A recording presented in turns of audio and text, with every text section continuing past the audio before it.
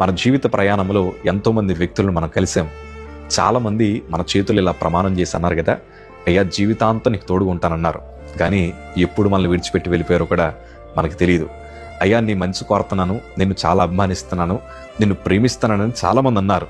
కానీ వారే మనల్ని మోసం చేసి వెళ్ళిపోవడం మనకు బాగా తెలుసు. ఈ హృదయంలో చాలా గాయాలు మిగిలిపోయాయి. చాలామంది తోడుంటారన్న వారే మనల్ని విడిచిపెట్టి వెళ్ళిపోయినప్పుడు చాలా బాధ అనిపిస్తూ ఉంటుంది కదా.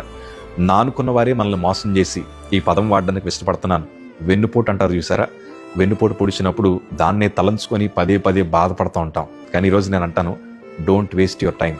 మీ సమయాన్ని వాటి కోసం ఆలోచించి వృధా చేసుకోవద్దు. ఎందుకంటే వాళ్ళందరూ విడిచిపెట్టినంత మాత్రాన మన బ్రతికేమైపోదయ్యా. దేవుడు మనకు తోడుగా ఉన్నారు. ఆయన మనల్ని ఎప్పుడు విడిచిపెట్టే దేవుడు కాదు. ఎందుకో చెప్పనా, ఆదికాండము 39వ అధ్యాయము 2వ మాట మనం చదివితే, యెహోవా యోసేపునకు తోడైయుండును గనుక అతడు వర్ధిల్లుచు తన యజమానుడు ఆ ఐగుప్తుని అంటనుండెను. యోసేపు అయ్యా ఒక బానిసగా వెళ్ళిపోయాడు. యోసేపు తండ్రికి దూరం అయిపోయాడు.